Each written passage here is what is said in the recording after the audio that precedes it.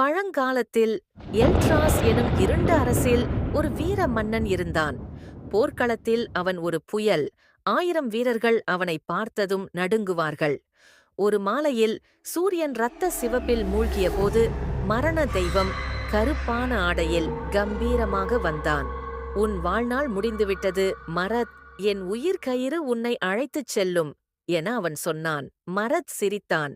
"நீ தெய்வங்களை கூட அழைத்திருக்கலாம், ஆனால் என்னை அழைக்க முடியாது.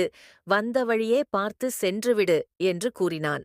கோபமடைந்த மரண தேவன் தனது சொல் சங்கிலியை வீச, மரத் தனது கருங்கலவாளை பறக்கவிட்டு அந்த சங்கிலியை நொறுக்கினான். பூமி அதிர்ந்தது. வானங்களில் தேவதைகள் வியந்தார்கள். மரண தேவன் பின்னடைந்தான்.